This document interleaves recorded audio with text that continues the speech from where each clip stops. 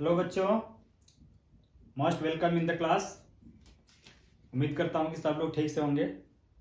और अभी हम क्लास 11 केमिस्ट्री में चैप्टर पढ़ रहे हैं chemical bonding and molecular structure. उसमें एक टॉपिक आज लेते हैं Born Haber cycle. Born Haber cycle for the calculation of lattice energy to predict stability of any compound. Born-Haber cycle. So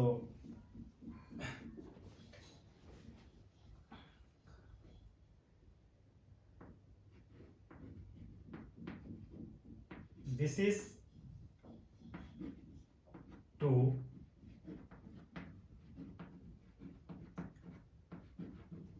calculate the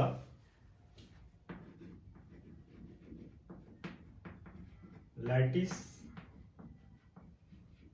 energy to predict the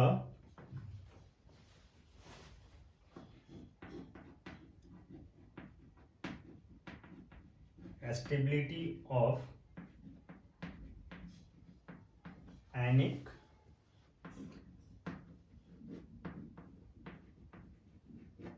compound when the lattice energy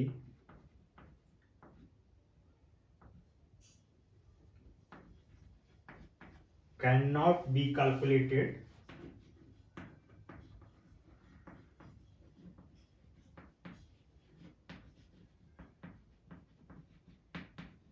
directly.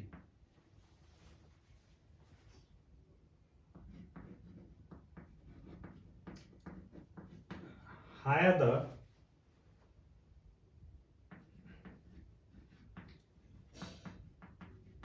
negative value of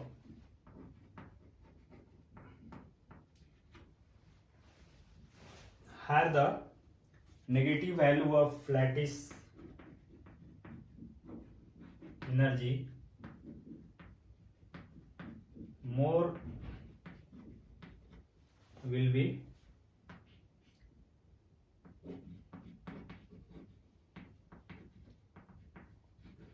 stability of any compound.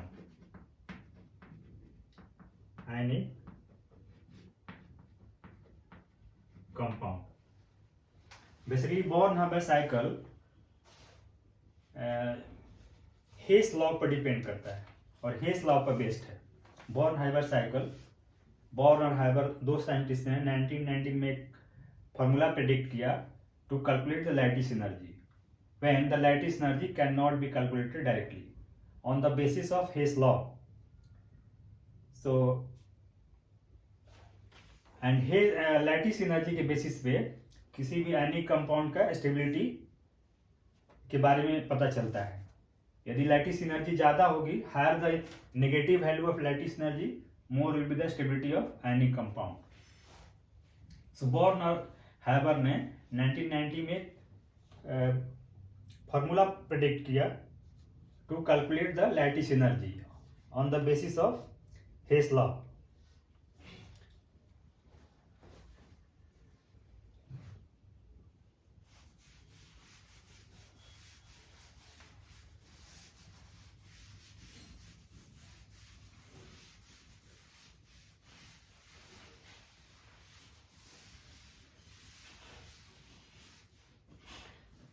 तो सबसे पहले जानते हैं Hess law क्या है। Hess law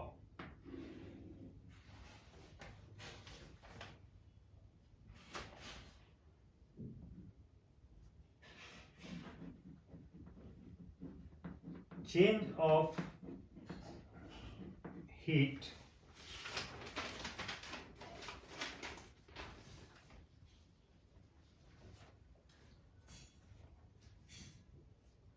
is same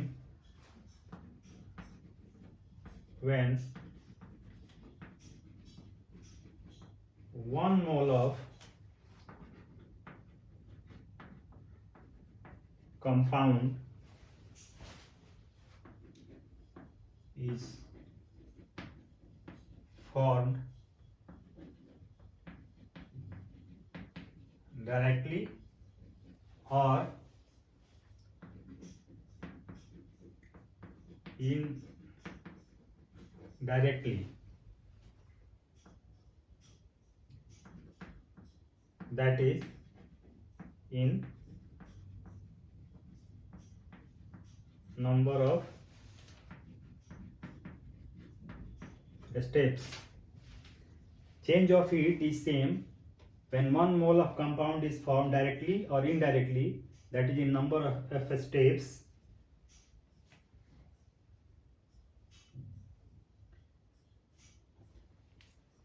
as per Hess law, यदि कोई reaction होता है और वो तो उसमें जो हीट चेंज होता है वो सेम होगा, वो चाहे रिएक्शन डायरेक्टली हो या इनडायरेक्टली हो। जैसे कि मान लीजिए कि कोई ए रिएक्शन करता है और ए रिएक्शन के बाद डी कंपाउंड बनाता है, ए रिएक्शन के बाद डी कंपाउंड बनाता है, और इसमें जो हीट चेंज है डेल्टा एच एफ इक्वल मानते हैं कि x इसकी वैल्यू है, डेल्टा एच एफ की वैल्यू x है या x किलो कैलोरी पर मोल है। और कोई नेक्स्ट दूसरा स्टेप है, suppose A converted to B, then B is converted to C, and then C is converted to D। और यहां मान लीजिए कि इसका जो हीट चेंज है डेल्टा H, यहां डेल्टा H मान लीजिए कि 1 फर्स्ट, और यहां सपोज x1 है, इस रिएक्शन का भी कोई हीट चेंज होगा, डेल्टा H2 कह सकते हैं इक्वल x2, और इसका भी कोई हीट चेंज होगा, that is delta H third, ये x3। तो as per Hess law, as per Hess law x equal to x1 plus x2 plus x3, यानी कि कोई भी रिएक्शन एक स्टेप में हो चाहे कई सारे स्टेप में हो, जो टोटल हीट चेंज होगा, और you can say heat change और change of heat will be same, चाहे वो रिएक्शन एक स्टेप में हो चाहे वो रिएक्शन मेनी स्टेप्स में हो, बट टोटल रिएक्शन का total overall heat change will be same. तो इसके लिए एग्जांपल देखते हैं।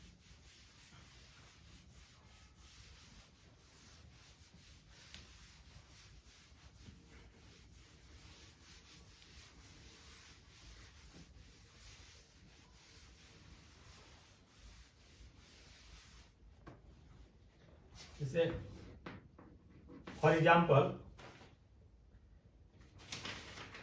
To make 1 mole of sodium chloride, we have to take sodium in form of solid, that is crystalline sodium, and plus chlorine. Chlorine हमेशा gas form में मिलता है, chlorine हमेशा गैस फॉर्म में आता है। सो दोनों रिएक्शन करके 1 mole ऑफ सोडियम क्लोराइड बनाते हैं, दोनों रिएक्शन करके 1 mole ऑफ सोडियम बनाते हैं, और इस सॉलिड फॉर्म में है। और इसका heat of formation, standard heat of formation equal -411 kilo calorie पर मोल।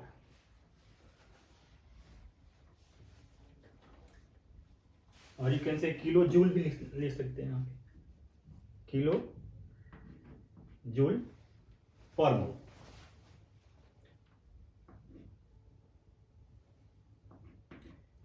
If we assume the above reaction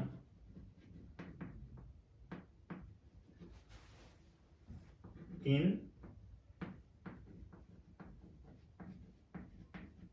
number of steps.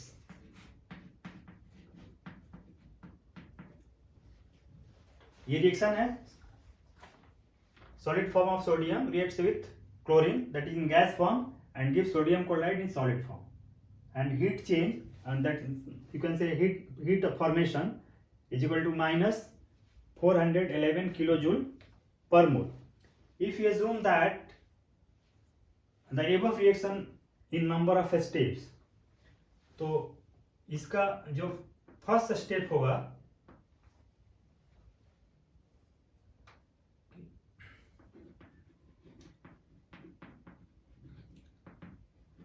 crystalline sodium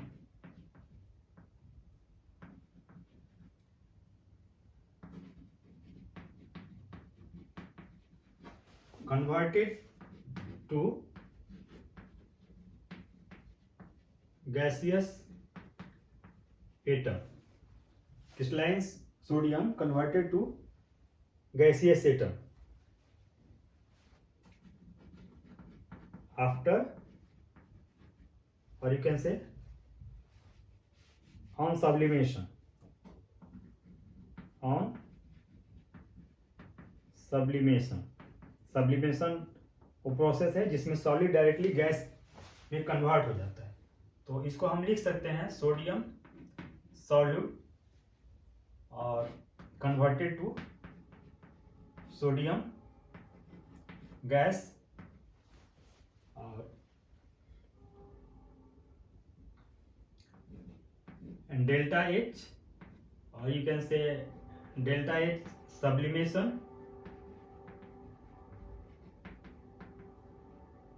या आप कह सकते हैं S heat change is sublimation energy.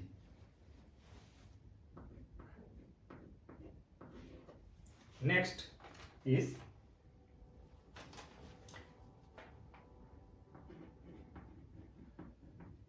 gaseous sodium atom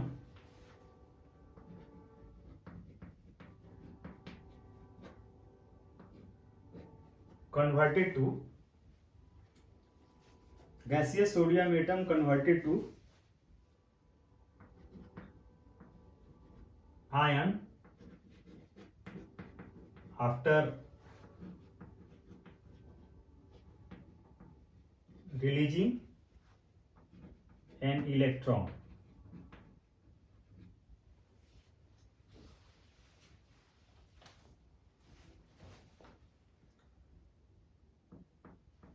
तो इसको हम लिख सकते हैं gaseous sodium converted to sodium plus ion cation that is in gas, और इसको हम कहते हैं change in heat is equal to ionisation enthalpy के इक्वल होता है. इसको ऑब्लिक भी कर सकते हैं, आप लिख सकते हैं. तो नेक्स्ट स्टेप इसका converted to cation.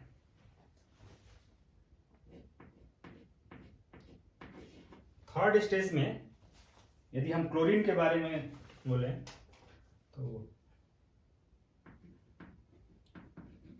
1/2 mole of Cl2 dissociated to chlorine atom. ये क्लोरीन मॉलिक्यूल है, यानी कि क्लोरीन आप कह सकते हैं क्लोरीन मॉलिक्यूल फॉर्म में क्लोरीन और क्लोरीन के एटम दोनों में मिले तो ये बॉन्ड को ब्रेक कर देंगे. बॉन्ड को ब्रेक कर देंगे तो मॉलिक्यूल एटम में कन्वर्ट हो जाएगा. तो 1/2 moles of chlorine dissociated to chlorine atom. So that is 1/2 mole of Cl2 in gas form converted to chlorine atom gas, and delta H इसको कह सकते हैं डेल्टा एच या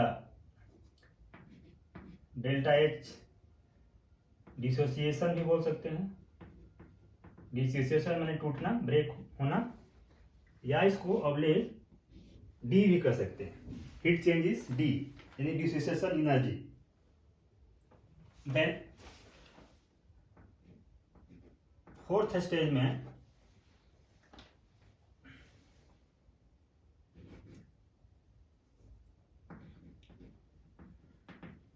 क्लोरीन एटम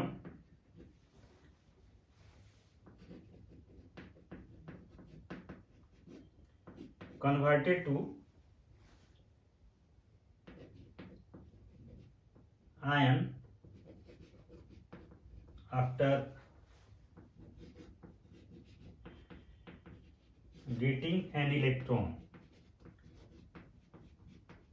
यानी क्लोरीन एटम एक इलेक्ट्रॉन ले लेगा तो एनायन में कन्वर्ट हो जाएगा। जैसे कि क्लोरीन गैस और एक इलेक्ट्रॉन रिसीव कर लेगा तो ये क्लोराइड में कन्वर्ट हो जाएगा, और इसका जो हीट चेंज होगा that is electron gain enthalpy.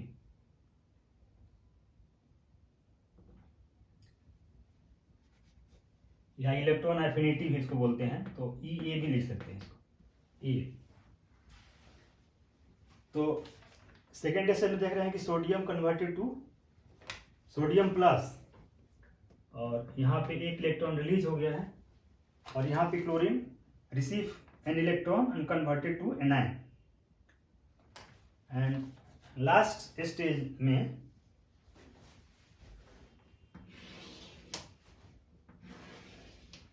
That is fifth में sodium ion and plus chloride ion.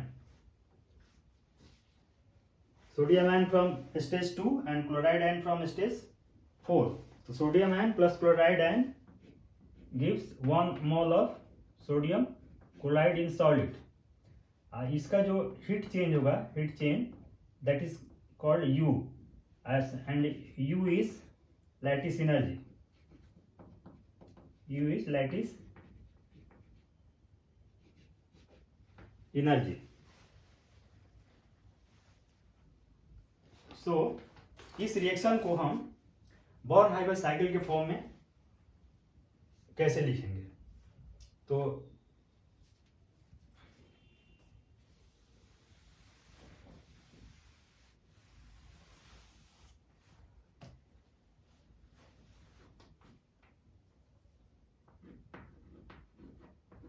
by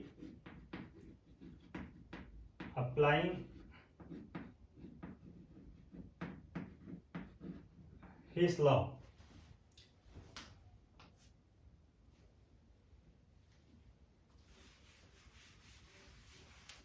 जो भी रिएक्शन हमने आपको बताया उसको हम हेस लॉ अप्लाई करके कैसे लिखेंगे?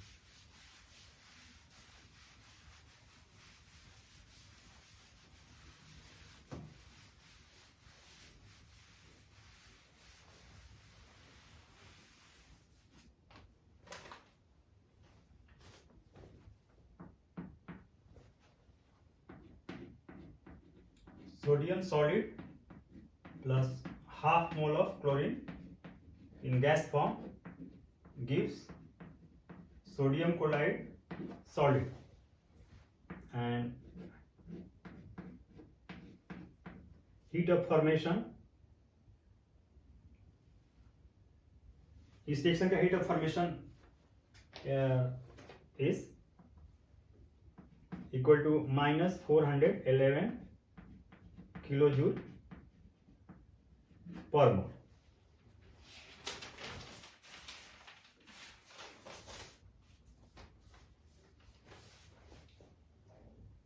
या हम इसको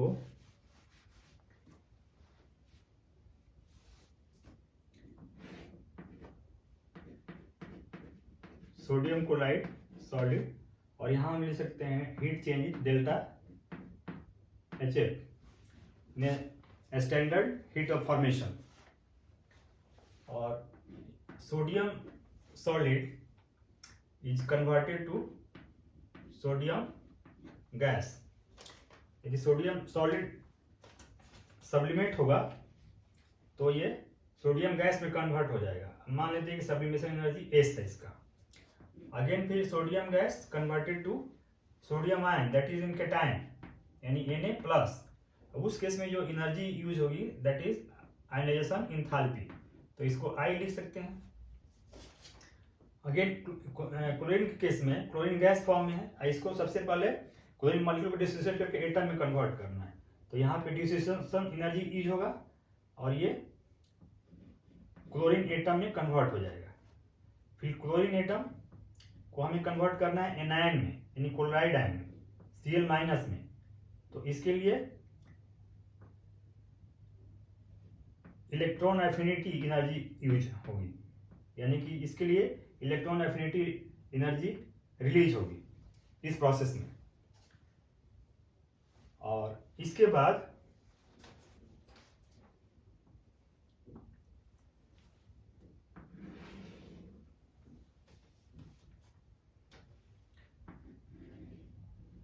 ये दोनों आपस में sodium ion and chloride ion आपस में रिएक्शन करके सोडियम क्लोराइड बना देंगे, और इसमें जो एनर्जी यूज होगी वो लैटिस एनर्जी यूज होगी या लैटिस एनर्जी रिलीज होगी।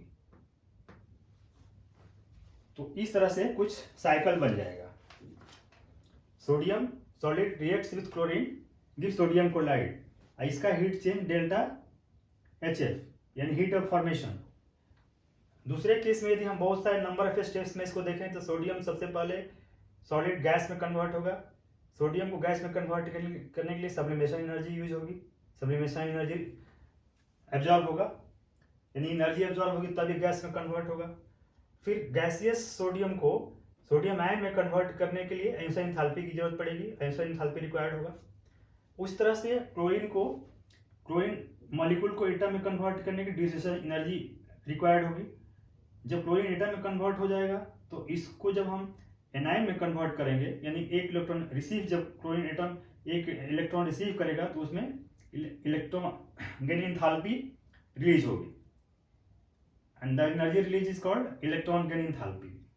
अब ये sodium ion and chloride ion आपस में मिलके सोडियम क्लोराइड सॉलिड बना देंगे, एंड सोडियम आयन और क्लोराइड आयन जब मिलके जब रिएक्शन करते हैं उसमें जो एनर्जी रिलीज होती है that is called lattice energy, that is called lattice energy. So as per Hess law के according delta HF standard is equal to, यहाँ हम इसकी साइन छोड़ देते हैं कि सब्लिमेशन एनर्जी की साइन क्या होगा या आयोनाइजेशन एंथैल्पी की साइन क्या होगा या डिसोसिएशन एनर्जी की साइन क्या होगा, अभी हम साइन छोड़ देते हैं। लेकिन इसकी जितनी भी एनर्जी इसमें चेंज हुआ है और ये इसमें एक ही स्टेप में है, जो रिएक्शन यहाँ सोडियम से क्लोरीन की तरफ जो लेफ्ट से राइट हो रही है दैट इज एक स्टेप में हो रही है, यहाँ कई सारे स्टेप में हो रहा है। सोडियम पहले सोडियम गैस में कन्वर्ट हो रहा है, फिर आयन में कन्वर्ट हो रहा है, क्लोरीन पहले एटम में कन्वर्ट हो रहा है, फिर आयन में कन्वर्ट हो रहा है, और दोनों आयन आपस में मिलकर फिर सोडियम क्लोराइड बनाते हैं। तो डेल्टा यानी कि heat of formation is equal to S plus D plus ionisation enthalpy plus electron affinity कह सकते हैं इसको, इलेक्ट्रॉन गेन एंथैल्पी को, एंड प्लस लैटिस एनर्जी। तो यदि हम पांचों को जोड़ दें, सब्लिमेशन एनर्जी को जोड़ दें, dissociation energy, ionisation enthalpy and electron gain enthalpy और लैटिस एनर्जी को सबको जोड़ दें तो ये हीट ऑफ फॉर्मेशन के इक्वल होना चाहिए, एंड इस साइकिल को कहते हैं बॉर्न-हाइवर साइकिल। और यहाँ पे रिएक्शन के केस में जब एनर्जी अब्जॉर्ब होती है तो उसकी वैल्यू को हम पॉजिटिव लेते हैं, पॉजिटिव रखते हैं, और जब एनर्जी रिलीज होती है तो उसके वैल्यू को नेगेटिव लिखते हैं। तो यहाँ पे दो वैल्यू नेगेटिव में आ सकती है। एक तो हीट ऑफ सब्लिमेशन में हमेशा एनर्जी देना पड़ता है, इसलिए ये हमेशा पॉजिटिव होगा। डिसोसिएशन में भी देना पड़ता है, इसलिए ये पॉजिटिव होगा। और एंथैल्पी में भी हीट देना पड़ता है, एनर्जी देना पड़ता है, इसलिए ये भी पॉजिटिव होगा। लेकिन इलेक्ट्रॉन गेन एंथैल्पी और लैटिस एनर्जी ये दोनों नेगेटिव होते हैं, क्योंकि इसमें एनर्जी रिलीज होती है।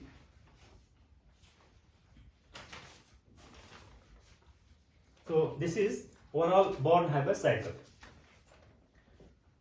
इसमें कुछ न्यूमेरिकल्स भी आते हैं, तो इस फॉर्मूला के बेसिस पे उस न्यूमेरिकल को सॉल्व कर सकते हैं।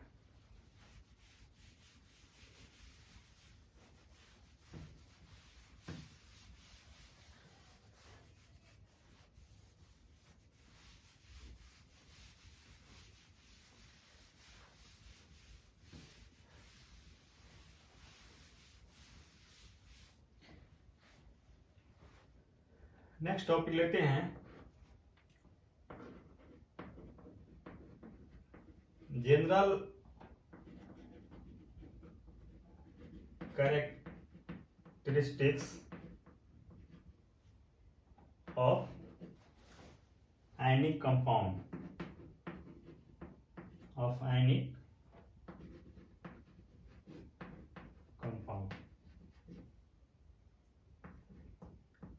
आयनिक कंपाउंड के जनरल कैरेक्टरिस्टिक्स क्या है, जनरल प्रॉपर्टी क्या है? तो आयनिक कंपाउंड, जिस कंपाउंड में इलेक्ट्रोवैलेंट बॉन्ड या आयनिक बॉन्ड पाया जाता है, या जो कंपाउंड आयन के मिलने से बनता है, कैटायन और आयन के मिलने से बनता है, that is called ionic compound. तो उनकी क्या क्या प्रॉपर्टी हो सकते हैं, क्या क्या कैरेक्टरिस्टिक्स होते हैं सकते हैं? तो सबसे पहले फिजिकल स्टेट, उनका फिजिकल स्टेट क्या होगा? So they are usually found in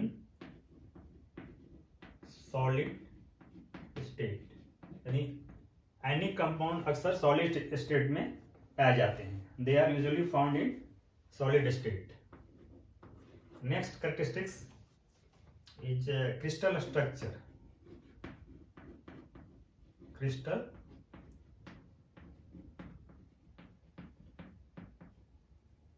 structure,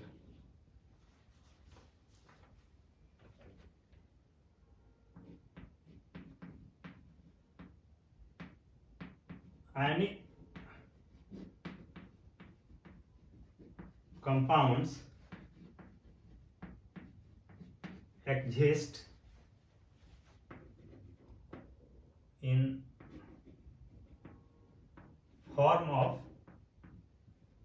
ions, not in molecule.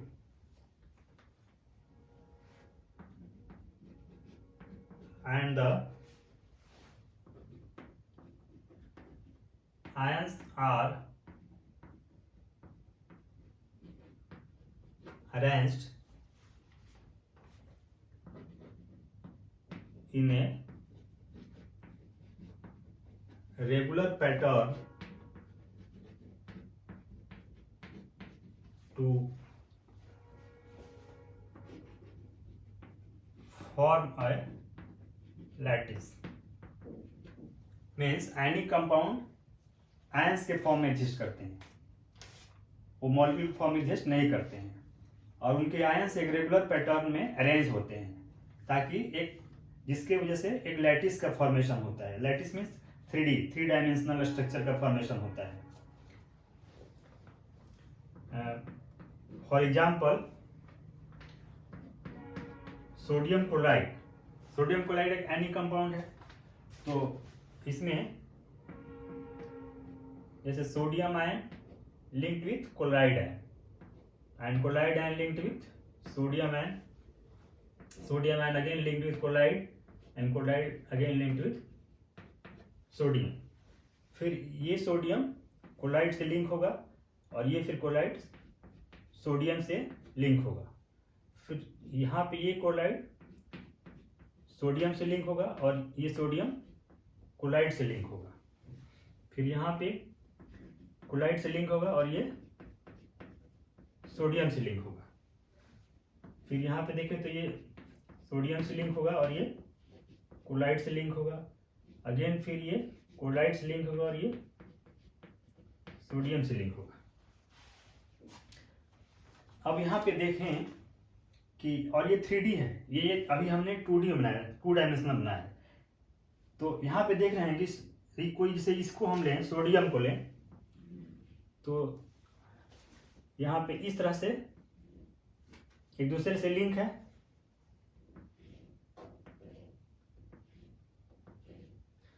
तो यहाँ पे हम देखते हैं कि सोडियम आयन के ऊपर भी क्लोराइड आयन लिंक है और नीचे भी क्लोराइड आयन लिंक है, लेफ्ट में क्लोराइड आयन है और राइट में क्लोराइड आयन, यानी कि 2 डायमेंशनल में सोडियम अपने चारों तरफ 4 क्लोराइड आयन से घिरा हुआ है। और यदि हम 3D में देखें तो इस सोडियम के एक आगे भी क्लोराइड आयन जुड़ेगा और एक पीछे भी क्लोराइड आयन जुड़ेगा। तो इस तरह से कह सकते हैं कि सोडियम आयन अपने चारों तरफ 6 क्लोराइड आयन से जुड़ा हुआ है। उसी तरह से यदि हम क्लोराइड आयन को देखें तो क्लोराइड आयन ऊपर भी सोडियम से जुड़ा है, नीचे भी सोडियम से जुड़ा है, और लेफ्ट में भी सोडियम आयन से जुड़ा है और राइट में भी सोडियम आयन से जुड़ा है, यानी कि 2 डायमेंशनल में चारों तरफ से सोडियम आयन से जुड़ा है। लेकिन 3D में देखें, चूंकि सोडियम क्लोराइड का स्ट्रक्चर 3 डायमेंशनल है, यानी ऑक्टाहेड्रस शेप में होता है। सो 3D में यदि देखेंगे तो एक सोडियम आगे भी जुड़ेगा और एक सोडियम पीछे भी जुड़ेगा। तो इन कह सकते हैं कि क्लोराइड आयन अपने चारों तरफ 6 सोडियम आयन से जुड़ा है। क्लोराइड आयन अपने चारों तरफ 6 सोडियम आयन से जुड़ा है और उसी तरह से सोडियम आयन अपने चारों तरफ से टोटल 6 क्लोराइड आयन से लिंक है। तो इस तरह से क्रिस्टल स्ट्रक्चर होता है आयनिक कंपाउंड का।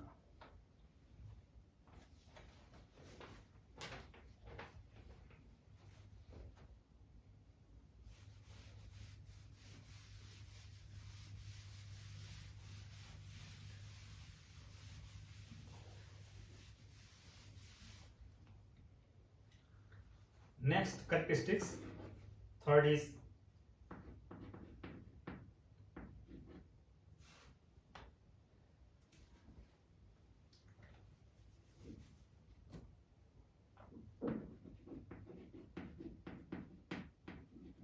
melting and boiling point.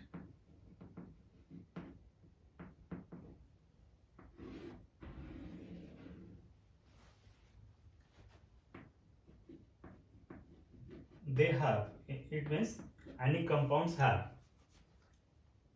high melting and boiling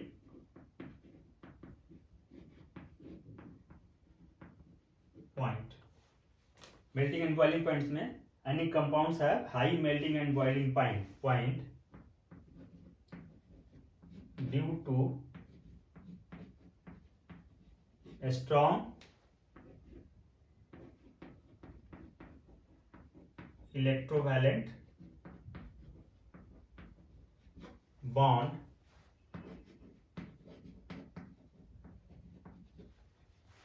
between the atoms, or you can say between the ions. क्योंकि उनके आयंस के बीच में स्ट्रॉन्ग इलेक्ट्रोवैलेंट बॉन्ड होता है, इसलिए उनकी मेल्टिंग पॉइंट और बॉइलिंग पॉइंट हाई होती है।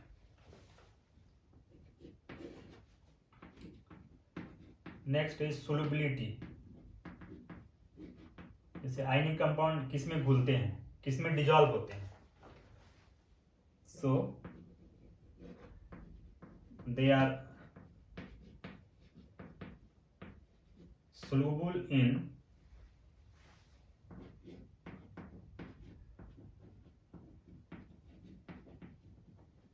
polar solvents like water, having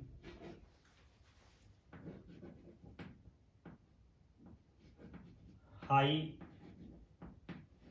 dielectric constant। any compound soluble in polar solvents like water. Water is a polar solvent having high dielectric constant. यानी जिस solvent का dielectric constant high होता है, those solvents are polar solvents. तो water का dielectric constant high होता है, इसलिए वाटर polar solvent है. तो ionic compounds polar solvent में soluble होते हैं, बट ऑर्गेनिक सॉल्वेंट में soluble नहीं होते हैं. But not soluble in non-polar or you can say organic solvent. Organic solvent या नॉन पोलर सॉल्वेंट में soluble नहीं होते. सो इनका soluble होने का कारण क्या है कि जो पोलर सॉल्वेंट होता है वो भी अपने पार्शियल आयंस में होता है, और जब ये एनी कंपाउंड जब उसमें डिजॉल्व होते हैं पोलर सॉल्वेंट में, तो उनके बीच का जो हाई डाइलेक्ट्रिक कांस्टेंट है, उनके बीच का जो इलेक्ट्रोस्टैटिक बॉन्ड है उसको वीक कर देता है, या यू कैन से कर सकते हैं कट ऑफ कर देता है, कैंसिल कर देता है, जिसकी वजह से एनी कंपाउंड्स पोलर सॉल्वेंट में डिजॉल्व हो जाते हैं.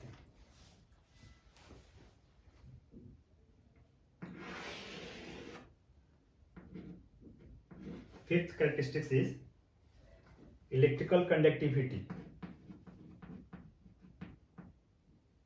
Electrical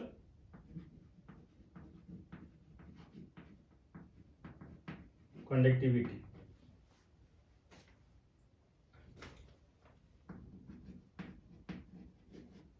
They are good conductor of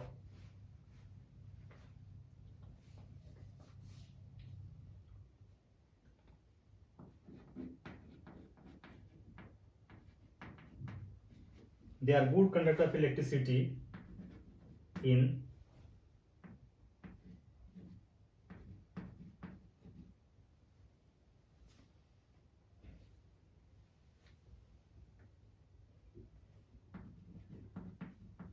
solution or in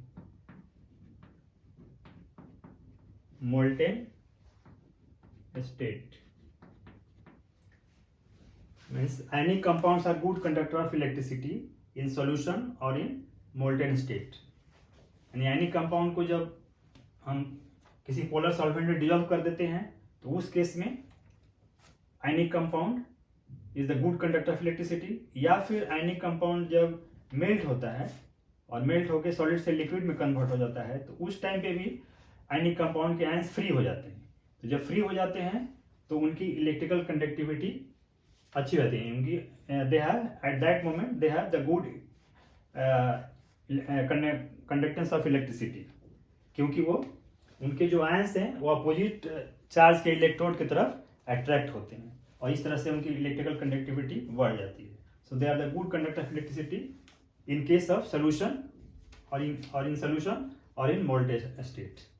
ऐसा इसलिए होता है कि जब सोल्यूशन फॉर्म में या मोल्टेन स्टेट फॉर्म में है तो वो आयनिक कंपाउंड अपने आयंस में कन्वर्ट हो जाते हैं, कैटायन और आयन में कन्वर्ट हो जाते हैं, और वो फिर जब इलेक्ट्रिसिटी पास करते हैं सोल्यूशन में तो अपने अपोजिट इलेक्ट्रोड की तरफ वो अट्रैक्ट होते हैं. आयंस जो है, जैसे मान ली कि कैटायंस है, तो जैसे मान ली कि सोडियम है, ये कैटायन है, और क्लोराइड एनायन है, और तो ये जैसे एनोड पॉजिटिव होता है एंड कैथोड नेगेटिव होता है. तो ये जो पॉजिटिव है वो इधर जाएगा और जो नेगेटिव है वो नेगेटिव की तरफ मूव करेगा, और इस तरह से जैसे ही आयंस का मूवमेंट शुरू होता है तो कंडक्टिविटी बढ़ जाती है. So they are the good conductor of electricity.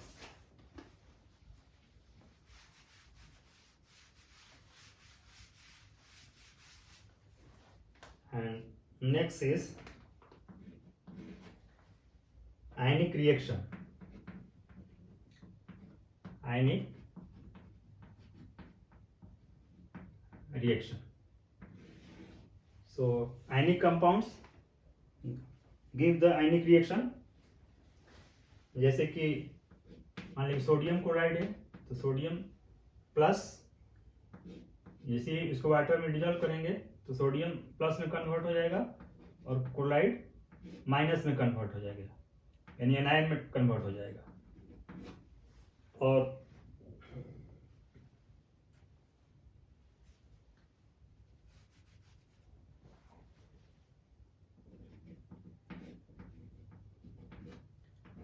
Plus silver aqueous, यानी कि सिल्वर नाइट्रेट के सॉल्यूशन जब इसमें ऐड करेंगे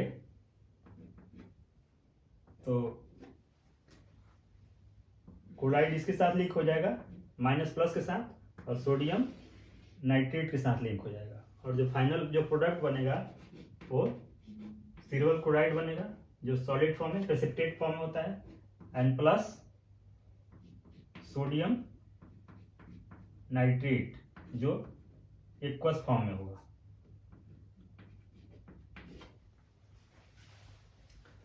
तो इस तरह से ये आयनिक रिएक्शन भी शो करता है, आयनिक कंपाउंड आयनिक रिएक्शन भी शो करता है. जैसे कि सोडियम क्लोराइड है, जैसे ही इसको पोलर सॉल्वेंट में डिजोल्व करेंगे तो सोडियम आयन और क्लोराइड आयन में स्प्लिट कर जाएगा, टूट जाएगा. और इसमें यदि हम सिल्वर नाइट्रेट का सोल्यूशन डालते हैं तो सिल्वर नाइट्रेट के सोल्यूशन में इसको भी यदि हम वाटर में डिजोल्व करते हैं तो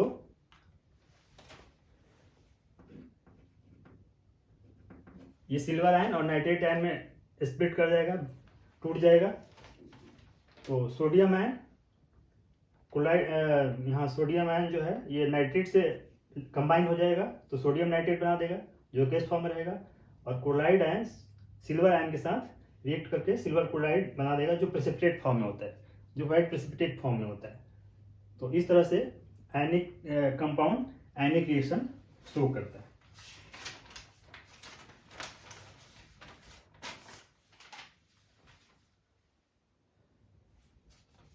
तो आज की क्लास में इतना है. मैं उम्मीद करता हूँ कि जो मैंने बताया बॉर्न-हाइमर साइकिल, और इसके बाद बॉर्न-हाइमर साइकिल का न्यूमेरिकल वैल्यू में उसको कैसे यूज करेंगे, एंड देन फिर आयनिक कंपाउंड्स के जनरल प्रॉपर्टीज क्या हैं, यानी जनरल कैरेक्टरिस्टिक्स क्या हैं, और इस चैप्टर में आगे भी और क्लास चलते रहेंगे. तो आज क्लास में इतना ही, बाकी रेस्ट अगले क्लास में.